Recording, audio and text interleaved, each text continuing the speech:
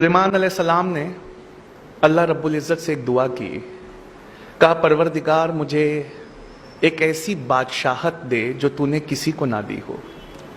सुलेमान अलैहिस्सलाम ने यह दुआ की, अल्लाह रब्बुल इज़्ज़त मुझे ऐसी बादशाहत, ऐसी शहनशाहत दे कि तूने जो किसी को ना दी हो। अल्लाह रब्बुल इज़्ज़त ने जिब्राइल अमीन के हाथ से उनके लिए एक इम्तिहान भेजा। जिब्राइल अमीन ने उनके सामने 3 चीज़ें लाकर रख दी और सुलेमान अलैहिस्सलाम से कहा कि इसमें से एक ऐसी है जो अल्लाह ने सिर्फ आपके लिए चुनी हुई है। मैं आपके सामने तीनों रखता हूँ। अल्लाह ने कहा आप जो चुन लेंगे वो आपकी हो जाएगी। तो उन्होंने पहली चीज़ रखी शोहरत, दूसरी चीज़ रखी दौलत और तीसरी चीज़ इल्म रखा। जब जिब्राइल अमीन ने इल्म रखा सुलेमान अलैहिस्सलाम के सामने तो सुलेमान अलैहिस्सलाम मुस्कुरा दिए, कहा परवरदिगार मुझे माफ़ कर दे, मेरी दुआ गलत थी, मुझे अब बादशाहत नहीं सिर्फ इल्म चाहिए। जब सुलेमान अलैहिस्सलाम ने इल्म लिया, एजुकेशन ले ली, नॉलेज ले लिया, तो जिब्राइल अमीन ने दौलत और शोहरत से कहा कि चलो वापस चलो, तुम्हें सुलेमान ने ठुकरा दिया है। तो दौलत और शोहरत वहाँ कह पड़ी हम कहीं नहीं जा सकते, हमारे रब ने जब हमें बनाया था तो ये हुक्म दिया था कि ए दौलत, ए शोहरत, जहां जहां इल्म या एजुकेशन जाए उसके पीछे पीछे चली जाना। सुलेमान ने इल्म या एजुकेशन मांग कर हमें मांग लिया है। यह इंटरनेशनल मॉनेटरी फंड की रिपोर्ट है मेरे सामने, वो कहती है 70% of Muslims in South Asia, South Asia मतलब Pakistan, India, Bangladesh, 70% of the Muslims in South Asia, they earn less than $2 a day. उनकी रोज़ाना की आमदनी $2 से कम है। आप सोचिए, एक पढ़ाई छोड़ देने से हमने क्या क्या छोड़ दिया। एक पढ़ना छोड़ देने से हम कहाँ से कहाँ चले गए। 2016 के दिसंबर में नोबेल प्राइज़ दिया गया, पिछले साल का, इस साल का होने वाला है। 2016 के दिसंबर में जब नोबेल प्राइज़ दिया गया तो एक जापानी बायोलॉजिस्ट थे, उनका नाम है योवोशुरा ओशिमी। इनको नोबेल प्राइज़ फॉर मेडिसिन दिया गया, नोबेल प्राइज़ फॉर मेडिसिन। योवोशुरा ओशिमी की से पूछा गया कि आपने ऐसी क्या चीज़ बनाई है कि दुनिया का सबसे बड़ा इनाम नोबेल प्राइज़ आपको दिया जा रहा है। तो उन्होंने कहा कि मैंने कैंसर की संभवता, पॉसिबल, कैंसर की पॉसिबल दवा खोज ली है। तो दुनिया ने बड़ा जोर से उनका स्वागत किया, कहा आपने कैंसर की दवा खोज ली? कहा नहीं, दवा नहीं, लेकिन एक क्योर, एक प्रिकॉशन मैंने खोज लिया है। तो दुनिया ने पूछा बताइए ऐसा क्या किया जाए जिससे कैंसर नहीं होता। तो उन्होंने कहा कि जब हम भूखा रहते हैं और हमारी बॉडी के न्यूट्रिएंट्स खत्म होने लगते हैं, जब हम भूखा रहते हैं तो हमारे जिस्म के सड़े गले हिस्से को हमारी बॉडी खाने लगती है। जिस्म के सड़े गले हिस्से को हमारी बॉडी खाने लगती है। इसे ऑटोफैगी कहते हैं। अगर आप चाहते हैं कि आपके जिस्म के अंदर के गलीच हिस्सों को, सड़े गले हिस्सों को आपका जिस्म खा ले तो आपको भूखा रहना चाहिए। ये खोज मैंने की है। जब बॉडी ऐसे हिस्सों को खाने लगेगी तब कैंसर का क्वांटम या परसेंटेज कम हो जाता है।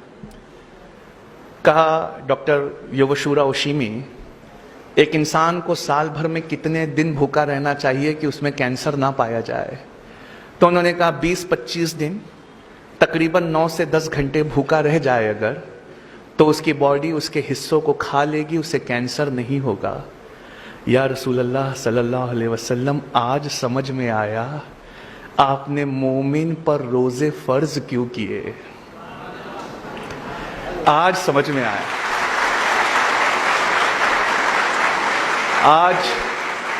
आज ये बात समझ में आई कि क्यों कुरान ने कहा कि रोजे ना छोड़ना। हम तो इसलिए रोजे रखते हैं क्योंकि हमारे अल्लाह का हुक्म है। हम तो रोजे इसलिए रखते हैं क्योंकि हमारे नबी पाक का हुक्म है। लेकिन आज समझ में आया कि इस हुक्म में कौन सी रहमत छुपी हुई है। योवोशुरा ओशिमी को दुनिया का सबसे बड़ा प्राइज दिया गया ऑटोफैगी के लिए।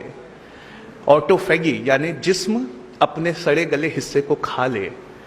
आज से 1438 साल पहले कोई ये हमें दे गया, बस हमारा नजरिया कुछ और था, हमने उसे दीनी पढ़ाई कहकर ठुकरा दिया। एक जापानी उठा, उसने उस पर रिसर्च की, उसने उसे दुनियावी पढ़ाई से मिलाकर देखा। आज दुनिया ने उसे दुनिया का सबसे बड़ा प्राइज, नोबेल प्राइज दे दिया। ऐ बच्चों, तुम क्यों नहीं पढ़ते? तुम क्यों नहीं कोई चीज को रिसर्च की तरह लेते? तुम क्यों नहीं कोई चीज को उस तरह देखते जिस तरह देखे जाने का हुक्म है? अल्लाह रब्बुल इज्जत कुरान में फरमाता है, तुम गौर क्यों नहीं करते कि अल्लाह ने यह कायनात कैसे बनाई है? हम में से कितने हैं जिसने ये गौर किया? मेरा ज्योग्राफी का क्लास होता है दिल्ली में, वहाँ मैं रॉजर बेकन को हमेशा कोट करता हूँ। सर रॉजर बेकन ये एक बहुत बड़े साइंटिस्ट थे, 12th सेंचुरी के, यूरोप के फादर ऑफ साइंस कहा जाता है इन्हें। इन्होंने साइंटिफिक रिवॉल्यूशन लाया था यूरोप में।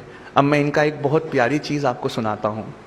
सर रॉजर बेकन कहते हैं, बेशक थोड़ा साइंस और थोड़ी फिलॉसफी हमें अल्लाह से दूर ले जाती है। थोड़ा साइंस और थोड़ी फिलॉसफी हमें ईश्वर या गॉड से वो दूर ले जाती है, पर बहुत सारा साइंस और बहुत सारी फिलॉसफी हमें खुदा के बेहद करीब ले आती है। अगर मैं आपसे पूछूं कि क्या अल्लाह है, तो आप में से अक्सर और बेशतर लोग कहेंगे हाँ है। पर अगर मैं आपसे दूसरा सवाल करूं, उसका क्या सबूत है कि अल्लाह है, तो आप कहेंगे बहुत सारे लोग ये ईमान का मसला है, हमारा ईमान मजबूत है।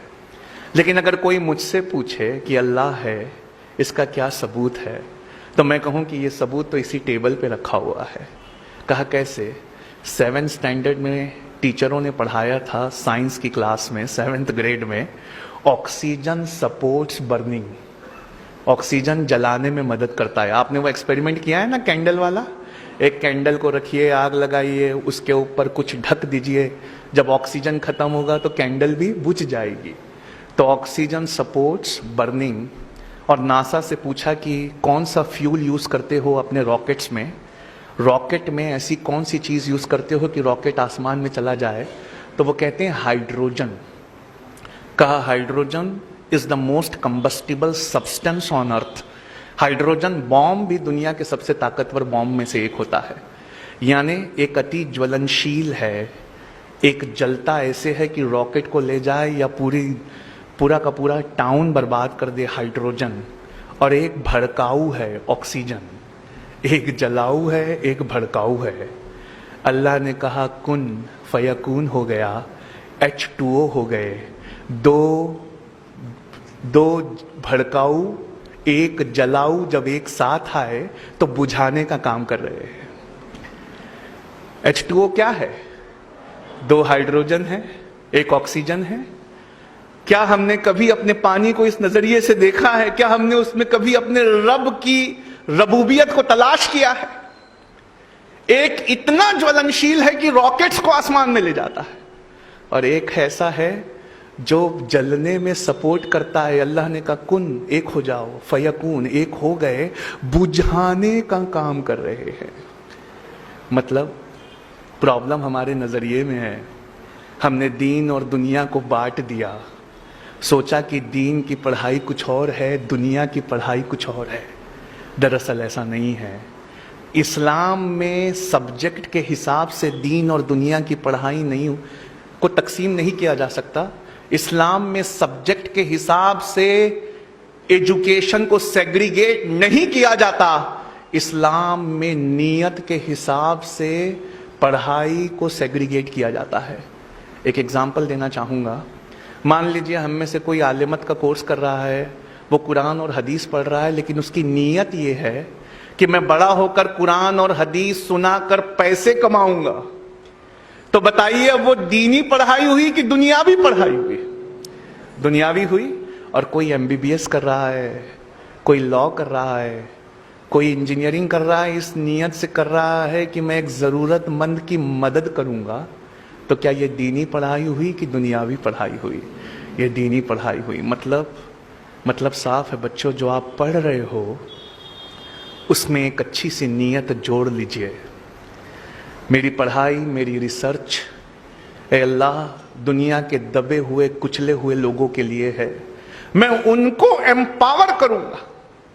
डॉक्टर नॉर्मन बोरलॉग ने जब पहली बार ड्वार्फ वेराइटी ऑफ वीट की खोज की थी ग्रीन रिवॉल्यूशन में, डॉक्टर नॉर्मन बोरलॉग ने जब पहली बार गेहूं खोजा था जो दुनिया की भूख मिटा सकता था, तो दुनिया ने डॉक्टर नॉर्मन बोरलॉग से यह कहा था, फादर ऑफ ग्रीन रिवॉल्यूशन से, कि आप जितना सोना मांगे हम उतना सोना देने के लिए तैयार है, जितनी दौलत मांगे हम उतनी दौलत देने के लिए तैयार है, बताइए आप क्या चाहते हैं। उन्होंने कहा, मैं कुछ नहीं चाहता, मैं चाहता हूं कि ये गेहूं, ये ग्रीन रिवॉल्यूशन का गेहूं गरीबों में मुफ्त में तकसीम कर दिया जाए। मैं अपनी टेक्नोलॉजी के लिए कुछ भी चार्ज नहीं करूंगा, बस मैं भूखों की भूख मिटाना चाहता हूं। क्या आजम कैंपस में आज कहीं किसी बेंच पर एक डॉक्टर नॉर्मन बोरलॉग बैठा है क्या? क्या आप में से किसी एक के दिल में ऐसी नीयत है क्या कि मैं अगर दुनिया में कुछ बहुत अच्छा पाया तो मैं वो इस दुनिया के लिए छोड़ जाऊंगा? आपकी नीयतें हैं जो अल्लाह के सामने आपके हिसाब में मदद करेंगी। बुखारी की पहली हदीस अल अमालु बिन्निया है, अमल का सारा दारोमदार नीयत पर है।